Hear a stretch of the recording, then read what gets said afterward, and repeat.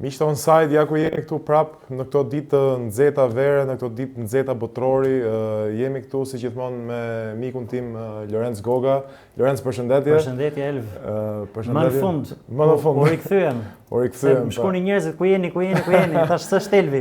Do jemi gjithkohë zvajti ardhe, po e rëndësishme është që ne jemi kudo online, jemi edhe në video calling, pra teknologjia realisht na mundson këtë lloj lidhje dhe gjithsesi doja të pyesja. Pëlqeu versioni im me syze. Unë ta thosh një lafe, si Roberto. Si Mugini. Si Mugini Lorenz Goga, lajm ky. Lorenz, si po duken këto ditë nxehta dhe këto një fazë 1/16 dhe çiftet që janë krijuar më mbrapa? Jemi lodhur kot deri tani. Pra në fund fare jam bë nuk e di 10 ndeshje dhe në fund kemi skuadrat e Amerikës Jugut, skuadrat evropiane, 3 vendet organizatore dhe Maroku që tashmë është një konfirmim i futbollit botëror. Pra gjithë ekipet e tjera ne e dinim që kjo punë do vinte deri këtu. Pra deri tani na kanë lodhur kot përveç atyre 2 surprizave që kemi biseduar, domethënë Hollanda dhe Gjermania. Patjetër, realisht kjo ishte edhe i çik tem përpara botërorit, 48 ekipe, pra realisht e lodhshme deri diku, po unë duhet thoja që edhe nga pjesa e cilësisë nuk ishte një botëror që ja vlente për t'u parë përveç orarit, sepse keni parasysh që është diçka që janë ekipe të forta që ndonjëherë duan motivim ekstra, mund të thoni që çfarë motivimi do më tepër kur ti luan për fanelën kombëtares. Por realisht janë lojtarë që është ndryshe të luash kundra Brazilin, ndryshe kundra Hollandës për grupe dhe ndryshe kundra Curaçaos apo ekipeve tjera. Shiko, Elv, nuk më duket, unë kam thënë edhe në bisedat tona të mëparshme që ky format nuk më bind dhe u konfirmu, domethënë të paktën nga pikpamja ime që nuk është një format që të entuziazmon. Domethënë ti duhet presësh gati kalimin e gjysmës botërorit që të fillosh shikosh ndonjë ndeshje interesante, edhe në fazën e fundit kemi parë ndonjë ndeshje tek tuk interesante, po është e lodhshme të shikosh gjithmonë një kundërshtar shumë të fortë dhe një kundërshtar që lufton të mbijetojë me atë bllokun e ulët që ne kemi diskutuar dhe ndonjëherë normalisht futbolli është futboll, ne e dim, jo gjithmonë ekipet edhe pse shumë më të forta arrin të deportojnë në një mbrojtje me 7. Pra, dhe kjo bëhet pak e mërzitshme dhe normalisht deri diku ka edhe surpriza, sepse kështu që për mendimin tim edhe rasti i Gjermanisë që luajti zotroi 70% topin, po në fund fare u eliminua. Me meritë, sepse unë jam i idesë që futbolli luhet deri në moment fundit, gjermanët këtë e din shumë mirë, të njëjtën gjë mendoj edhe për ndeshjen Senegal-Belgjik, sepse kam dëgjuar nëpër studio që jo po luajti Senegali patjetër dhe unë kam thënë që luajti Senegali, por luhet 90 minuta plus shtesë. Futbolli nuk mbaron ke minutat 85. Dhe na intereson fundi. Gjithsesi, është një botëror me kaq shumë ekipe që për mua ka manipuluar pak edhe statistikat. Domethënë nuk jam dakord. Në ç'kuptim? Në kuptimin që edhe për golashenusin historik të botërorit. Pra kemi Mbappé dhe Messi, po nuk është e drejtë ndaj emrave si Klose, emrave si Gerd Müller, emrave si Ronaldo Fenomeni, që kur kanë luajtur në botëror, kanë luajtur ndeshje serioze. Ndërkohë, pra ne të dy ja kemi dhënë meritat Messit dhe nuk e heq njëri, ne të dy jo, nuk mund ta mohojmë madhështinë e këtij lojtari, por gjithsesi tani gola me Algjerin, me Austrin, me me lujtën me Haitin, se nuk i mbaj mend, tani do luajmë prapë me Kepin e Gjelbër, edhe ndoshta edhe në raundin tjetër do t'i bi prapë një ekip jo shumë i vështirë, njëra mes Australisë dhe Egjiptit. Pra, më duket i çik manipulimi këtyre shifrave kur në një kohë tjetër botërori ka qenë diçka shumë serioze. Patjetër që manipulim shifrash dhe unë jam bashkohem plotësisht me ty. Problemi është që përveç një ndeshje plus që ky botëror ta ofron, pra që është rregulluar, le të thënë, modifikuar formati, por është edhe kjo që theti që niveli shumë i ulët i ekipeve bën mundur që ti me një ekip më dominant ti dominosh realisht, të shnosh 2, 3, 4 gola. Mbappé është një rast, pra Franca, le të themi, Argentinë është një diçka komplet tjetër dominante pra nga minuta parë deri minutë fundit dhe shikojmë se sa të vështirë kanë këto ekipe me nivel më dobët që të përballojnë një makineri, le të themi, golash që do vetëm të shënojë.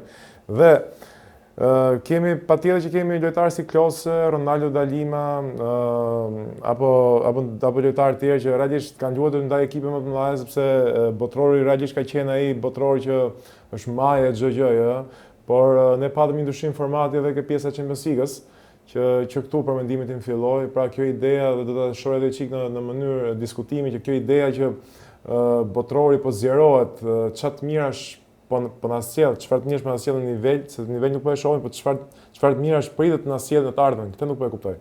Shiko, edhe një gjë tjetër që kam analizuar dhe kam studiuar gjatë kësaj periudhe, kjo puna e kualifikimit të vendit tret. Edhe kjo deri diku për mendimin tim është pak manipuluese, sepse kemi parë që ndeshjet e fundit në grup janë gjitha me kalkulim, të gjitha me llogaritje, duhen 3 pikë, duhen 4 pikë, kujdes golavarazhi, atëherë në këtë pikë them unë, nëse do ta bësh me një ndeshje më shumë dhe mos të kalosh direkt ke round 16, po të kalosh nga round 32, atëherë bëhe me 64. Bëjmë 64 dhe kalojnë 2 të parat dhe kështu të paktën edhe ndeshjet e fundit në grupit do të jenë më interesante, sepse këtu të gjitha ndeshjet e treta, sidomos aty ku kishte konkurrencë për të kualifikuar si e treta më e mirë, të gjitha kanë qenë edhe Austria Algjerit tek unë lindi, ndezi disa dyshime. Pra nuk më pëlqen, pra ka diçka që nuk shkon qoftë edhe nga numri i skuadrave, qoftë nga kualifikimi i vendit tret, që për mua është pak manipuluese dhe pak triki, dhe pastaj për cilësinë që t'jethe shumë mirë, që nuk shumë ndeshje janë të dobta. Ti si e shikon daljen jashtë, meqense kemi edhe këtu në ekran Gjermaninë edhe Hollandën. Pra si e pekte, ndikoi ky faktor që diskutuan, pra shumë ndeshje, mos hyrja në ritëm në ndeshjen e parë botror, si do duk ky? Unë do i veçoja pak, domethënë dy rastet njëra me tjetrën, sepse mendoj që kanë disa diferenca. Gjermania, unë ta them ty për mendimin tim sot e ka humbi identitetin. Sot Nagelsmann, nuk e di a dëgjove që ka dhënë dorëheqjen zyrtarisht. Gjermania shpreson te Klopp. Ti po vjen nga Gjermania, nuk e di, domethënë ndoshta mund ta dish më mirë këtë pjesë, po të paktën me çfarë kam lexuar, Gjermania shpreson te Klopp dhe unë shpresoj te Klopp. Mu pëlqen shumë Nagelsmann për mënyrën se si ai e koncepton futbollin. Pra është një trajner aktiv, është një trajner që do të bëjë diçka, është një trajner që do të revolucionojë lojën. Por mendoj që në kombëtare, pra arsyeja parë për mua ka qenë pak kokëfortësia e Nagelsmann. Në kombëtare ndoshta nuk ke aq shumë kohë sa që ti të vesh në praktik të gjitha ato idetë tuaja, sepse koha aq është. Përveç faktit që edhe gjatë lojës, për shembull të marr një moment kur hyri Voltemode, dhe u bë goli i barazimit, Havertz me kokë, cross, gol me kokë. Atëherë kur e pe që gjithsesi kjo gjë po funksionon dhe fute një lojtar që është gati 2 metra i gjatë, pse nuk e tenton? Pra pse insiston që ti të shkosh me ato pasime të shkurtra deri në fund? Ndërkohë që ndoshta edhe disa lojtarë ose nuk i ke të fiks për atë lloj futbolli, ose i ke pak të lodhur dhe pak të demotivuar. Dëgjova pastaj që kishte patur edhe disa përçarje të brendshme, edhe brenda lojtarëve, grupe, edhe lojtarët me stafin e Nagelsmann kishin patur disa përçarje. Por çfarë është më e rëndësishme për mua tek Gjermania është humbja e identitetit. Gjermania duhet lozi si Gjermani. Pra, ne ndoshta kemi biseduar edhe në emisionet e mëparshme. Guardiolizmi i ka tund pak identitetin e Gjermanisë. Gjermania duhet të rikthehet lozi si Gjermani. Unë jam pro, ti e din, futbollit bukur, jam pro Nagelsmann, jam akoma më pro Klopp, për mënyrën se si e sheh ai futbollin më vertikal se sa Nagelsmann, më të shpejt. Por Gjermania duhet rigjej urgjentisht identitetin. Patjetër që po, sepse kjo që thua është komplet e drejtë, por unë doja të shoh edhe diçka tjetër që nuk është e kollaj që kur gjithë klubet luajnë një sistem loje ti të rikthehesh, sepse vetë the që nuk mund të bësh pak, le të themi, shumë modifikime në kombëtar, për atë kohë që ti e ke mbulluar 1 muaj apo le të themi 3 muaj që mund të kesh gjatë vitit me gjithë ekipin kombëtar. Për mendimin tim, rasti Nagelsmann është një rast që i ndodh shpesh kombëtarëve, po keni parasysh që është diçka që kur ti e bën një kombëtare të madhe si Gjermania apo le të themi në kombëtare të tjera, kjo bën më tepër bujë dhe më tepër peshë. Por është pikërisht kjo që the që diferencimi se ku duhet fusësh idetet tua të reja dhe ku duhet mbash balancat në grup. Dhe mendimi im që unë e ndoqja me shumë vëmendje Gjermaninë, pra e kam parë çdo ndeshje edhe ku kanë qenë ndeshje të vona dhe realisht ajo që kam parë gjithkohës në 90 minuta apo 120 minuta, nuk kam parë një lojtar që të mundohet ta marrë situatën përdore, nuk kam parë një grup lojtarësh që të jenë lidera, nuk e dinë dhomë xhveshës, sepse dhoma xhveshës është diçka tjetër që është shumë private, nuk është se mund ta kuptosh shumë mirë. Pra i takon trajnerëve që ta vlerësojnë këtë gjë, por me çfarë shikon nga jashtë dhe çfarë dëgjon, është një grup, le të themi, që nuk është homogjen me njëri tjetrin, pra janë lojtarë që nuk kanë një marrëdhënie në fushë që mund të ndihmojnë njëri tjetrin, pra nuk bëjmë shumë për njëri tjetrin. Dhe këtu pastaj është pastaj pjesa e trajnerit. Pra trajneri më tepër mendoj unë do të punojë te kjo pjesë që të afrojë grupin dhe mbasi disa lojtarë edhe nuk do të ishin thirrur në kombëtare. Pra, nëse ti ke lojtar që mendon se ai sjell talent, sjell cilësi, por të prish diçka tjetër, atëherë kjo diçka tjetër sa e rëndësishme është për një kompeticion si botrori, pasi është një turne le të themi akoma dhe më i gjallë se vite më përpara. Dhe është një turne që realisht duhet sjellë dhe harmoni brenda ekipit. Janë pikërisht ato turne që mbahen mend nga lojtarët, nuk mbahen mend milionat që ato marrin apo ndeshjet që fitojnë.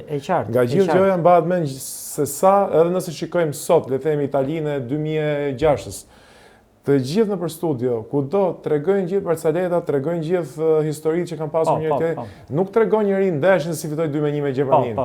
Pra, ajo patjetër që ekziston, nëse e kemi filmin. Por realisht është ajo që Totti tregon se si rritet pa gjumë, Gattuso po ashtu. Pra, fryma dhe pikërisht kjo frymë të çon kombëtarët në këtë niveli. Nuk është thjesht pjesa teknike. Për atë që the ti për pjesën e grumbullimit lojtarëve, të marr një shembull, për shembull sepse e kam menduar dhe unë. Ne pam që Gjermania në impostim, pra në fazën e posedimit të topit, u vendoste me 3. Pra pavarësisht se ishte një 4-2-3-1, po në momentin që Gjermania e niste aksionin, Kimmich ishte i treti që ndronte poshtë. Dhe shpeshherë nisni nga krau i tij, normalisht sepse i ka këmbët më të mira në thojza për këtë lloj loje. Kur vendosi që në pjesën e dytë kur me Paraguajin, kur Nagelsmann vendosi që Kimmich ta spostoi në mesfush, ta bëj më tepër direktiva ofensive, po. Anton si mbrojtës të tretë. Të katër teorikisht, po tretë në këtë fazë, sepse ai vazhdoi në atë lloj impostimi. Tani ajo që mendova unë është atëherë kur ti trajner kishe këtë mendim që të luaje kështu. Dakor, më pëlqen ideja, po kur ti kishe këtë mendim të luaje kështu, pse nuk thirrë Bisek, që ke Interi si mbrojtës i tretë djathtas, ka bërë një sezon ndoshta në atë rol, nuk është se janë shumë skuadra të mëdha që luajnë me 3, po në atë rol Bisek ka qenë sepse edhe atletikisht ka një potencë, ka një superioritet atletik, kupton që ndoshta mund të donte edhe në goditjet nga këndi, në krose etj. Dhe kishte gjithë vitin që luante në atë lloj pozicioni. Pra, këto janë pikpyetjet.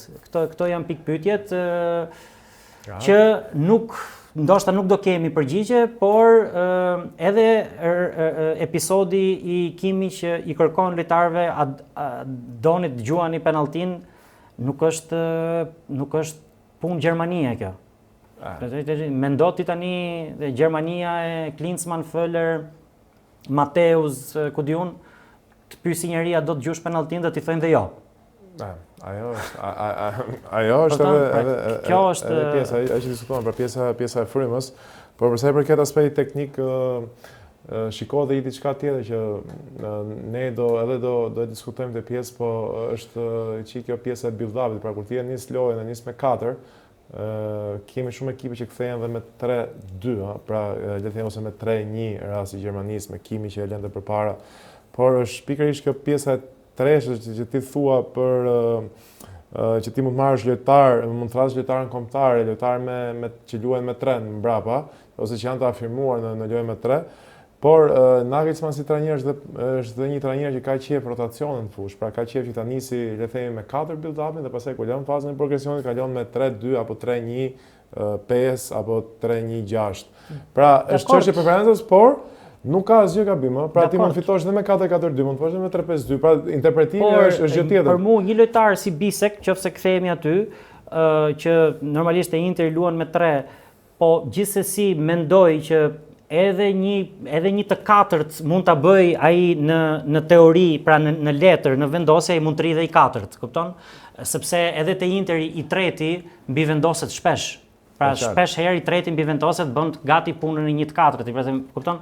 Pra gjithsesi një lojtar me ato karakteristika, se në moment që ti merr Schlotterberg, Rudiger, Anton, Thiaw, Malik Thiaw që është tek Newcastle, pak a shumë kanë gjithë karakteristika si mbrojtës qendrje me 4.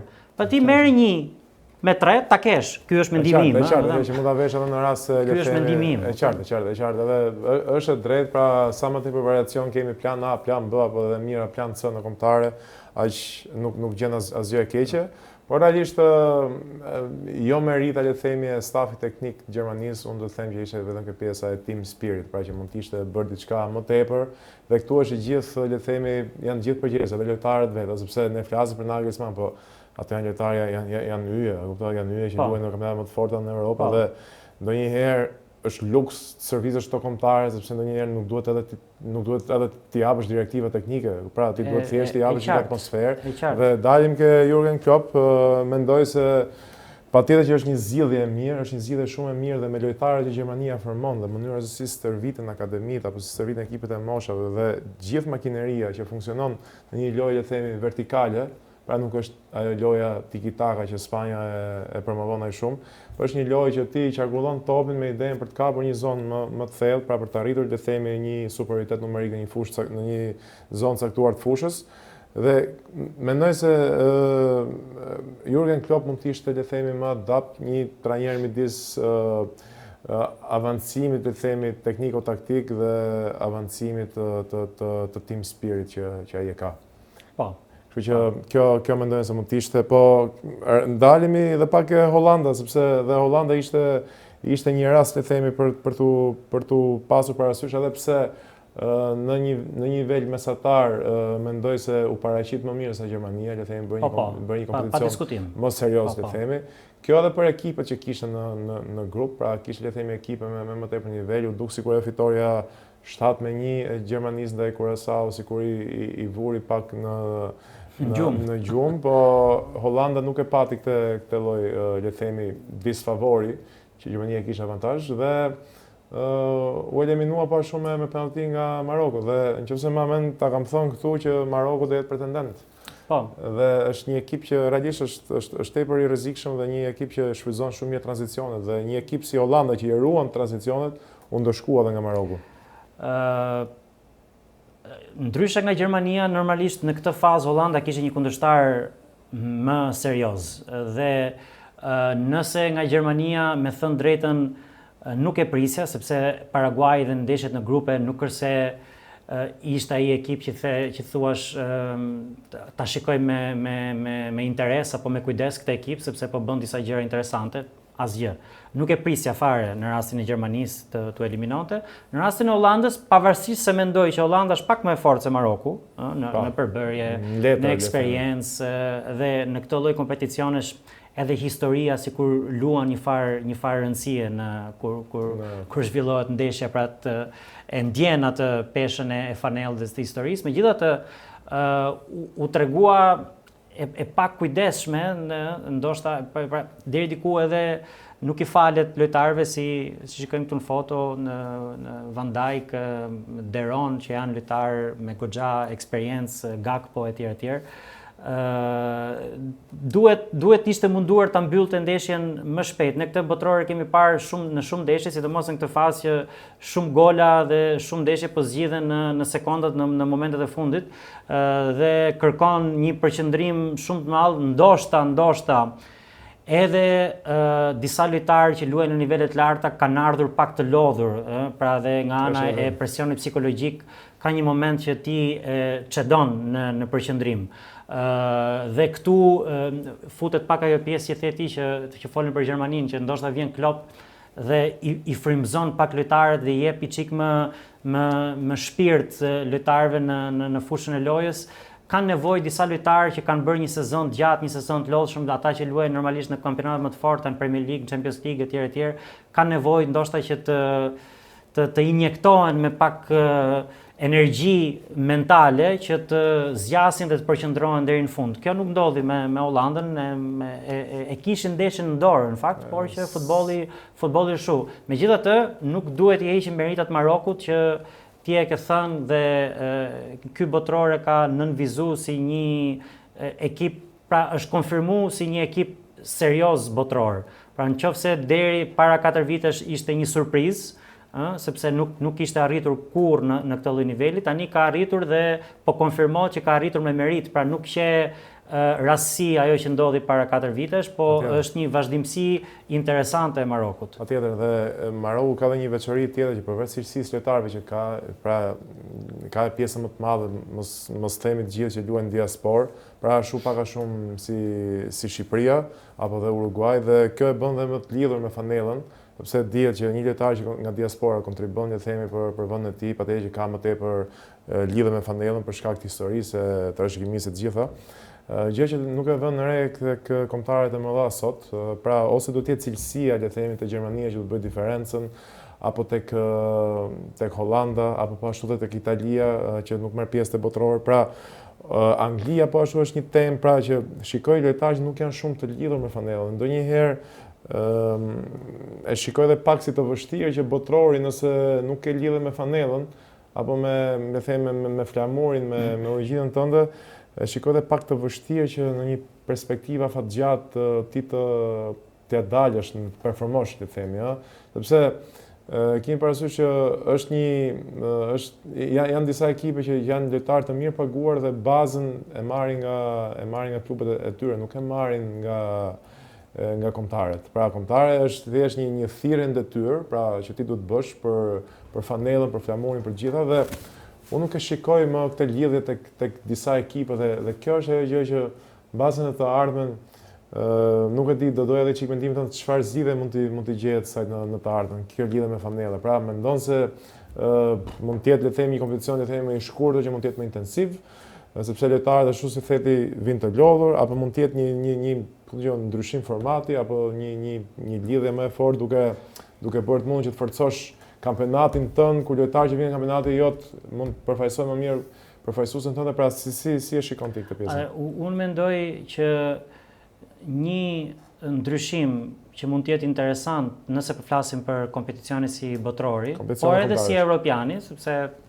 ky një europian i vogël është, shto vendet organizatore thash që historikisht janë kualifikuar. 80% lojtarëve luajnë dhe shto 3-4 skuadra të Amerikës Latine, normalisht janë në nivelin e skuadrës europiane, është një europian me ca ftesa. Fiks.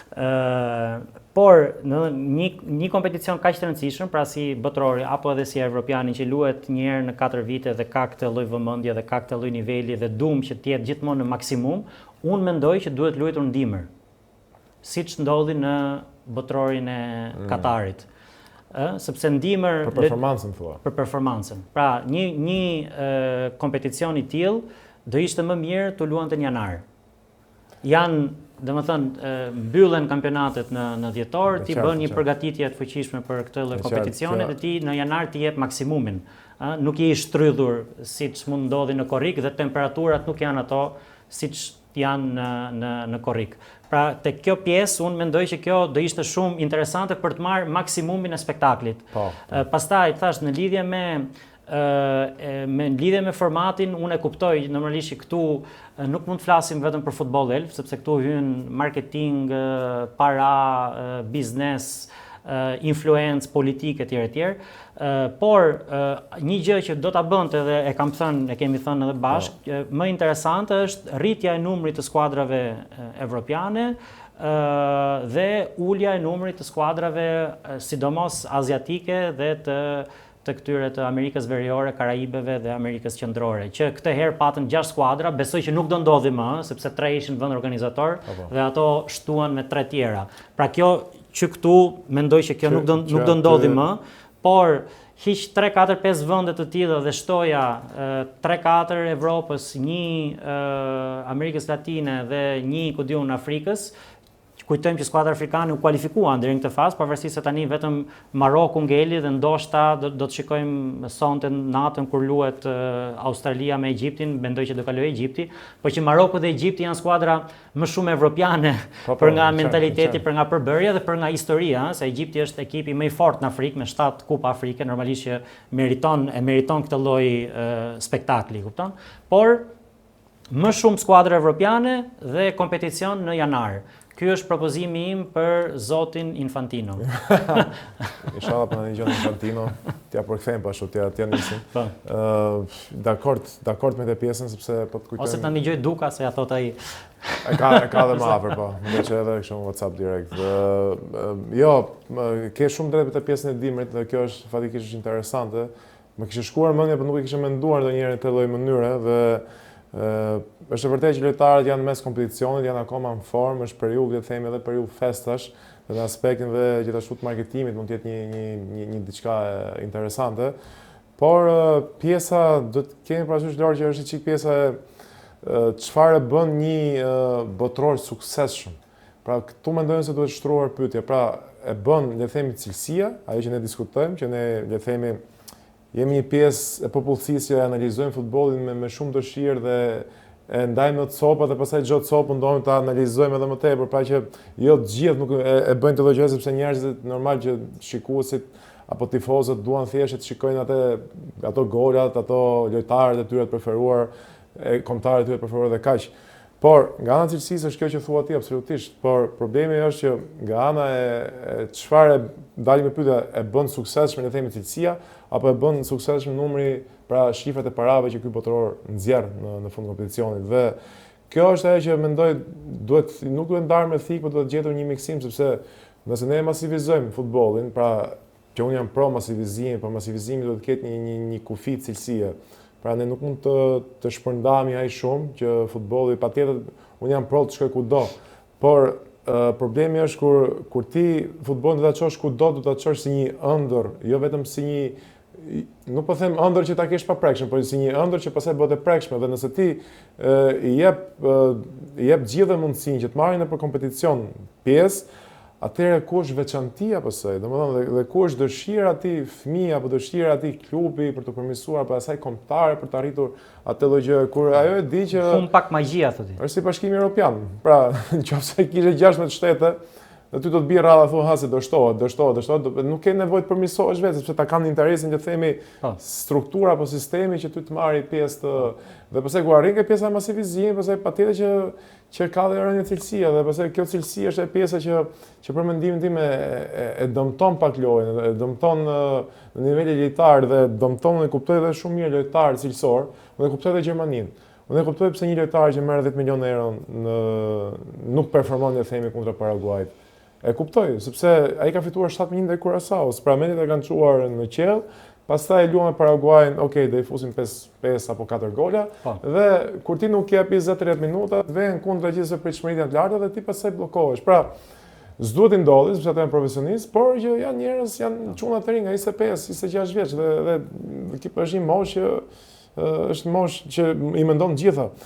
Dhe kjo është gjithë tema që masivizimi nuk do të preki cilësinë, dhe kjo cilësi po preket edhe në formatin e Champions League-s, sepse edhe Champions League, botrori është një mini Champions League, dhe është pak me keqardhje them që nuk e shikoj shumë pozitive pjesën e cilësisë në masivizim.